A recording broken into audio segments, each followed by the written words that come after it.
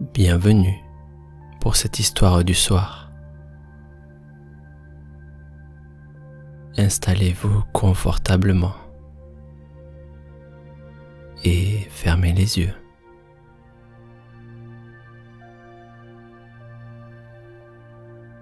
Vous pouvez vous laisser aller et profiter de l'instant.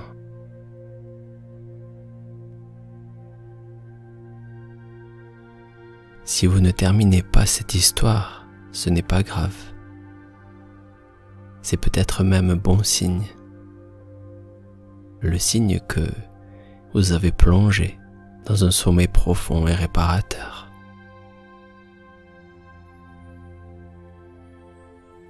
Alors, prenez une profonde inspiration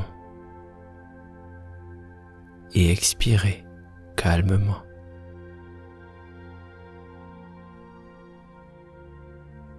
Et c'est ainsi que notre histoire commence. La maison sur la falaise. C'est un petit village en bord de mer, sur la côte d'une île écossaise. Toute l'année, le vent souffle et les vagues battent les rochers. Une atmosphère de sel et de pluie froide empêche les arbres de pousser. À leur place, des ruines mystérieuses et des épaves de navires longent le littoral. C'est là que vit une femme âgée, aux longs cheveux d'argent. Elle a vécu là toute sa vie. Elle n'a jamais rien connu d'autre. Depuis toujours, elle a vécu du travail de la terre, de ce que pêchait son mari en mer, et de ce qu'elle cueillait dans les landes de bruyère. Parfois, elle s'assied sur le banc de pierre blanche, devant sa petite maison sur la falaise. De là, elle peut voir tout le paysage marin qui s'étend à perte de vue. Le miroir immense de la mer qui reflète les astres aussi loin que les yeux puissent le voir. La fuite des nuages emportés par la brise marine et les mille formes qu'ils peuvent prendre. La caresse des herbes folles qui s'accrochent à la face des rochers.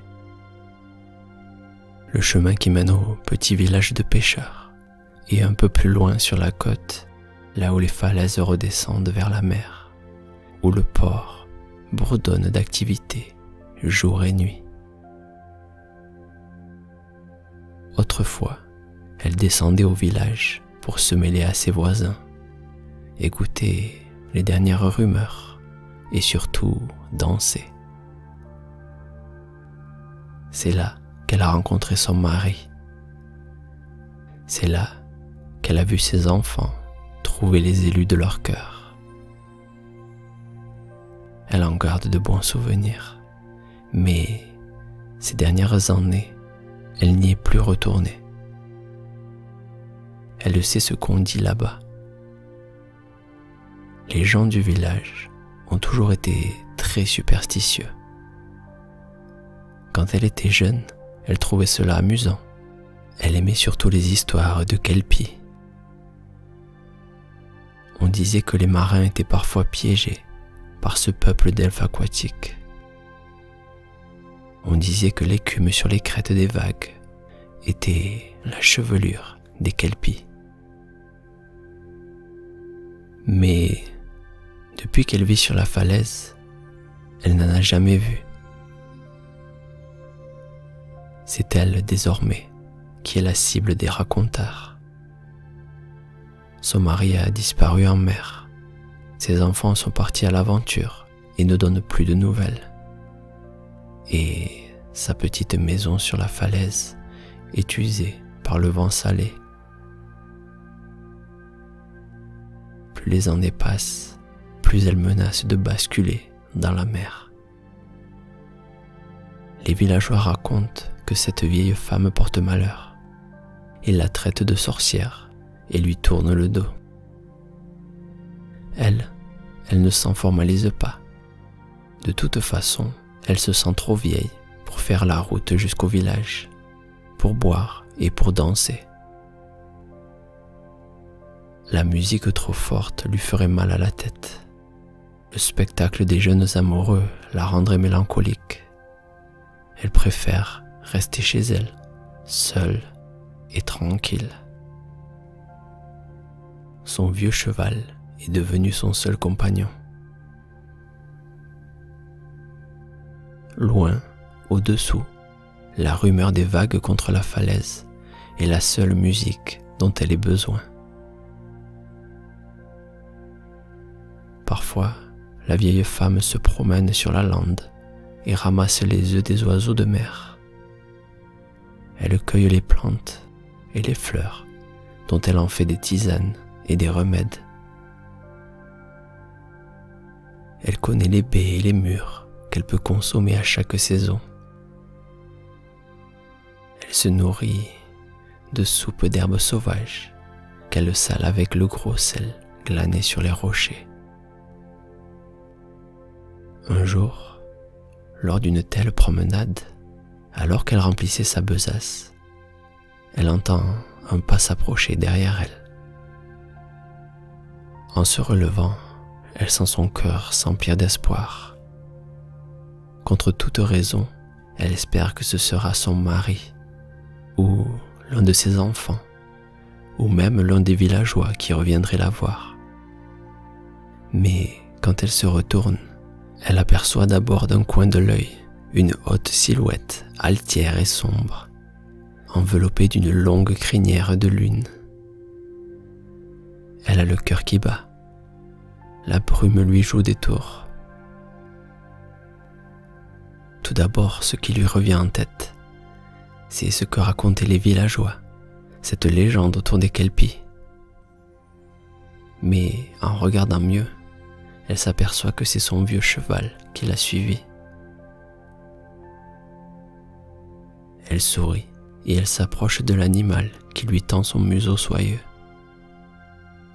En le caressant, elle se sent réconfortée. Ce n'est pas un miracle, ce n'est pas un monstre, c'est simplement son vieux compagnon qui s'inquiétait de ne pas la voir rentrer à la maison.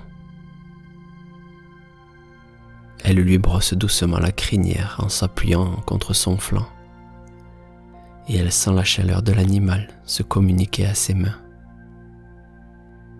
Elle dit à voix basse: « J'ai bien de la chance de t'avoir. Même ma petite maison est nue et vide. Plus de souvenirs, plus de confort, plus de rire, plus de jeu. Rien que des courants d'air, et ce sel qui use les murs. Un jour, nous allons tomber à la mer, toi et moi. » Le cheval fait un mouvement de la tête, comme pour dire « oui ». La vieille dame éclate de rire. On croirait presque qu'il va lui parler. Mais alors, elle entend une voix portée par le vent, une douce voix grave qui semble venir du cheval. « Attends, et tu verras. » Dans sa surprise, elle écarquille les yeux, mais il n'y a personne auprès d'eux. Elle tente de se raisonner. Ce n'est pas le moment de perdre la raison. Un cheval qui parle, ça n'existe pas. C'est bon pour les gamins superstitieux du village. Elle décide alors de faire comme si elle n'avait rien entendu, et elle reprend sa cueillette. Le bon vieux cheval marche à quelques pas derrière elle. Il mange paisiblement et la suit à la maison. Elle l'attache à l'abri de son écurie, car ce soir, le vent s'est levé. Il y aura de la tempête. Encore pensive, elle rentre nourrir son feu d'un peu de lichen séché. En remuant la mousse qui craque sous les premières flammes, elle se dit qu'elle a rêvé. Elle s'enroule dans un châle, Elle s'installe dans son fauteuil devant la cheminée et elle commence à sombrer dans le sommeil.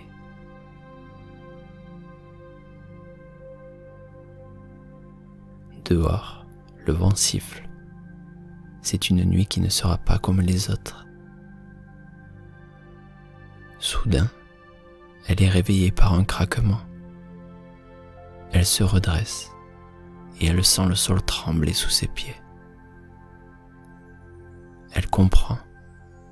Ce qu'elle craignait depuis longtemps est arrivé. La mer a usé la falaise jusque sous les fondations de sa maison. Des morceaux de rochers sont en train de se détacher. Il faut qu'elle sorte tout de suite, sinon elle risque de tomber à la mer. Sans prendre le temps de s'habiller chaudement ou de se chausser, sans emporter quoi que ce soit, elle ouvre la porte à la volée et s'aventure dans la nuit froide. Le vent la fait chanceler. Elle grelotte sous la pluie battante, mais elle fait encore quelques pas. Et derrière elle, un grand vacarme retentit. Quand elle se retourne vers sa maison, le bâtiment vacillait déjà au bord du précipice. Et soudain, tout s'effondre. Les pierres se disloquent et la charpente bascule dans le vide. La vieille femme regarde disparaître ce petit assemblage de pierres qui a été sa demeure pendant si longtemps. Elle a le cœur serré, mais elle réalise vite le plus grave. Son vieux cheval est resté à l'intérieur. Elle accourt au bord du gouffre, poussée par une peur plus forte que la peur. Elle surmonte son vertige et elle regarde en bas. Seule la lumière de la lune éclaire l'immensité sauvage. La mer a l'air d'une vaste plaine d'encre. Là où les vagues rencontrent les rochers, des couronnes d'écume viennent éclairer les flots brièvement. Puis, ils disparaissent à nouveau. Si les kelpies existaient, ils seraient de sortie par une nuit comme celle-ci. La maison s'est engloutie sans laisser de traces, mais un des éclairs blancs ne disparaît pas. Et la vieille femme comprend que son cheval nage le long de la falaise, à la recherche d'un rocher sur lequel prendre pied. Tout n'est pas perdu. Il faut qu'elle le sauve. Il est tout ce qui lui reste, sa seule famille, sa seule richesse. Elle ne veut pas l'abandonner, pas plus qu'il ne l'a abandonné durant toutes ces années. Elle cherche comment descendre jusqu'à lui. La vieille femme remarque soudain que la falaise s'est brisée en formant un escalier. Les failles dans la paroi dessinent des marches irrégulières. Avec un peu d'adresse et beaucoup de prudence, elle peut descendre jusqu'au niveau des vagues. Ensuite, elle appellera, elle saisira la bride et elle trouvera un moyen d'entraîner son cheval avec elle. Et si elle le sauve, elle aura sauvé l'essentiel. Armée de cette résolution, elle ferme les yeux et prend une grande inspiration. Elle ne ressent plus le froid de la nuit. La lune perce la tempête et dépose un halo de lumière douce sur la lande. Tout se passera bien.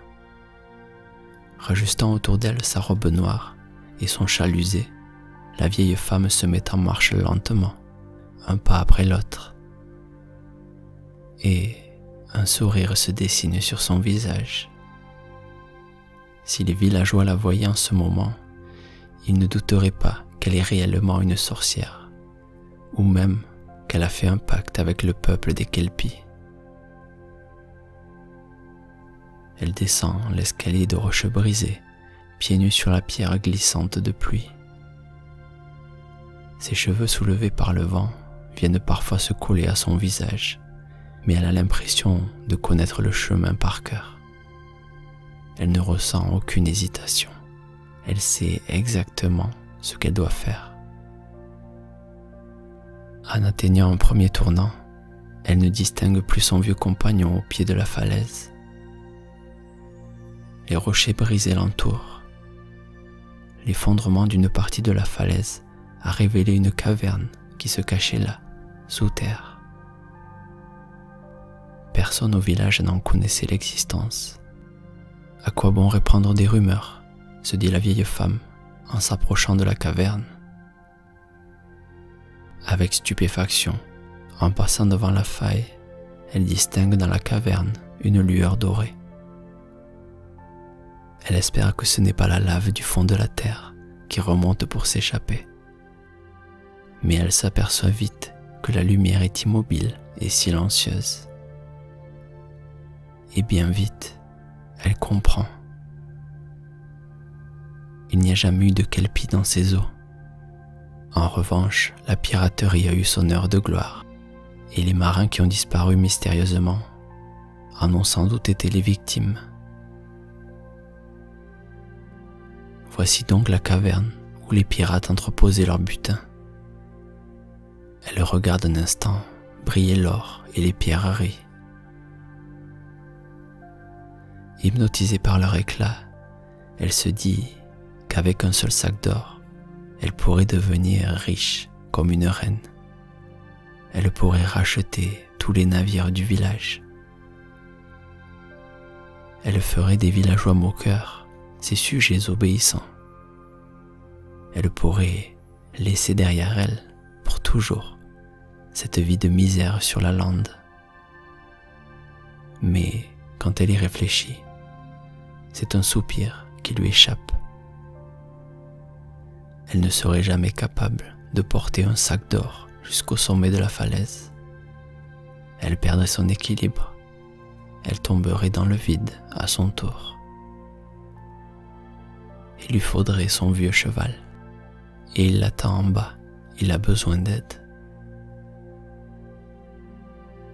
Alors, elle continue sa route, descendant toujours plus bas au long des marches de pierre.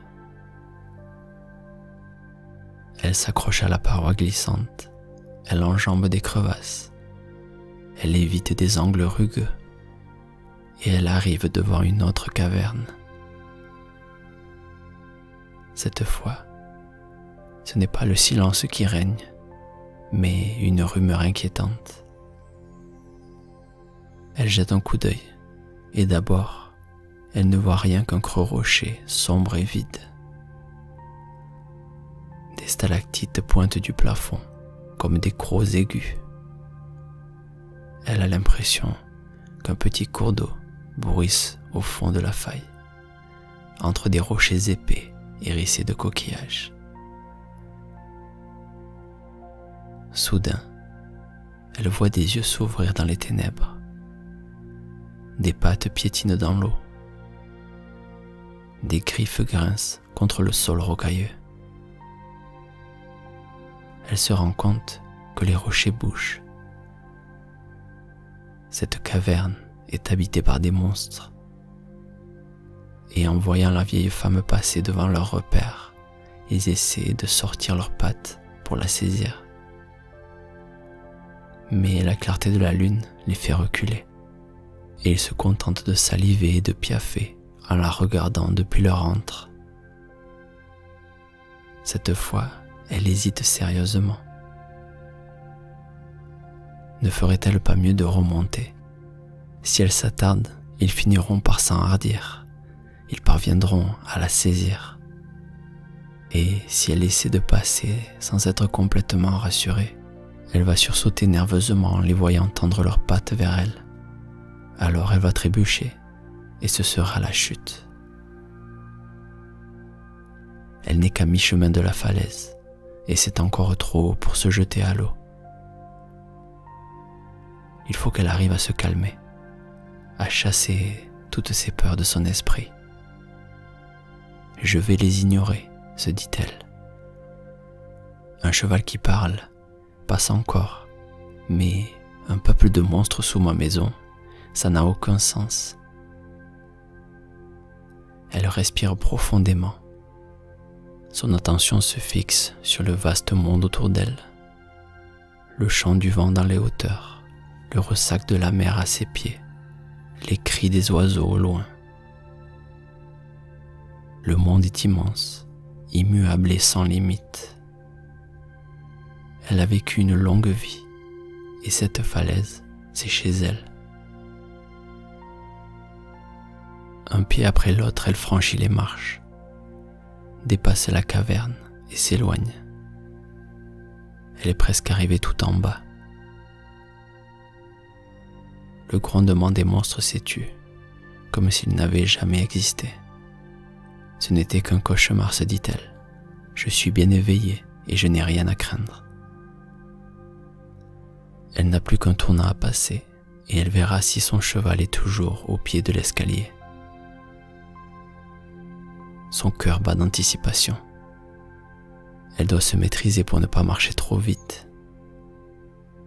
Et c'est alors qu'elle arrive devant une dernière caverne. Elle est ouverte juste au-dessus du niveau de la mer. Cette fois-ci, la première chose qu'elle entend, c'est une douce musique. Des rires insouciants et légers viennent s'y mêler. Elle entend des verres qui trinquent et le ronronnement d'un bon feu de joie. Elle aperçoit des colonnes de pierre qui longent l'entrée. On croirait les colonnades d'une tonnelle de restaurant au bord de l'eau. Des plantes grimpantes y accrochent leurs spirales élégantes et fleurissent de petites roses colorées comme elle n'en a jamais vu. En s'approchant, elle distingue à l'intérieur une scène charmante. Tout un petit village de lutins est installé dans cette caverne, les uns assis autour d'une table de banquet bien garnie. Les autres dansent autour du feu. Ils célèbrent une petite fête. Et, en voyant apparaître sur le seuil cette voyageuse trempée de pluie, ils accourent pour la saluer. Elle voit des dizaines de petites mains qui se tendent pour l'aider. Ces petits êtres lui sourient. Leur musique ne lui donne pas mal au crâne. Elle la berce et lui donne presque envie de danser. Il y a bien longtemps qu'elle ne s'est pas sentie ainsi la bienvenue dans une fête qui lui rappelle les beaux jours de sa jeunesse. Quelqu'un lui tient un plat de friandises inconnues. Un autre lui présente un verre au parfum sucré. Elle a faim et froid. Et elle se rappelle l'époque où sa famille était encore nombreuse et joyeuse. Elle aimerait ressentir tout cela à nouveau. « Pardonnez-moi, dit-elle en s'éloignant. Je suis attendue. Profitez bien de vos belles années. Elles resteront votre trésor à jamais. » Et laissant la musique s'éteindre derrière elle, la vieille femme s'enfonce dans la nappe de brume qui couvre les pieds de l'escalier, là où les rochers plongent à pic dans la mer. Elle appelle son cheval, mais elle n'entend que le rythme lent des vagues. Puis elle traverse la brume et voit devant elle une plage de sable blanc qui reflète la lumière de la lune. Elle s'y avance, retenant son souffle. Elle sent à l'intérieur qu'elle a atteint un endroit magique. Les derniers rubans de brume s'accrochent à ses épaules comme un voile de soie étincelante. Elle aperçoit quelque chose qui brille dans l'eau. C'est la longue crinière de son cheval, au milieu des éclats des lumières tombées des astres. Elle se dit qu'elle est arrivée trop tard. Mais quand ses larmes viennent se mêler à l'eau de la mer, la crinière frémit et s'agite d'un mouvement. Une haute silhouette sombre se redresse, enveloppée d'une longue chevelure de lune. Le cheval vient de se transformer sous ses yeux en un beau seigneur Kelpie. Tu vois maintenant ce qu'il y a à voir, dit-il de cette même voix qu'elle avait entendue sur la falaise. Il lui tend alors la main, et elle l'observe de plus près. Son sourire doux et sa voix grave lui rappellent beaucoup son mari. En tout cas, elle sent bien que son cœur bat comme il a battu autrefois. Ces moments ne sont pas perdus, ils sont le trésor qu'elle gardera à jamais.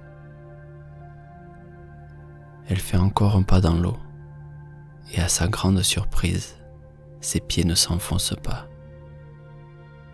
Elle tend la main et prend celle du seigneur Kelpie. Alors, elle sent un courant de magie pure qui parcourt son corps. Elle est légère, pleine de vie et d'insouciance, comme autrefois, quand elle allait au bal. Mais cette fois, la musique n'émane pas de l'orchestre du village. Elle sent que la musique vient de l'intérieur de son être. Elle sent qu'elle se transforme. La beauté et la jeunesse rayonnent dans son sourire alors qu'elle fait encore un pas. « Viens avec moi régner sous les mers », dit le Kelpie. « Tu m'as toujours été de bonne compagnie, même dans les jours de chagrin profond et de grande misère. Je ne trouverai jamais une princesse digne de moi. Viens accomplir ta destinée, toi que l'on traitait de sorcière. Tu es un être de magie pure, un éclat d'étoiles bercé sur les flots. » Il attire à ses lèvres la main qu'elle lui a donnée. Sous son baiser, elle s'aperçoit qu'une bague de nacre brille désormais à son doigt. De son autre main, il la coiffe d'une couronne d'écume qui se change aussitôt en couronne de perles. Et ensemble, ils s'enfoncent dans les vagues où l'escalier se continue, menant à leur palais. C'est le début d'une nouvelle vie. Et c'est ainsi que se termine notre histoire. Je vais vous laisser quelques instants avec la musique pour que vous puissiez profiter de cet état de calme et vous laisser aller de plus en plus vers un sommeil profond et réparateur. Et il est temps pour moi de vous dire merci et à bientôt.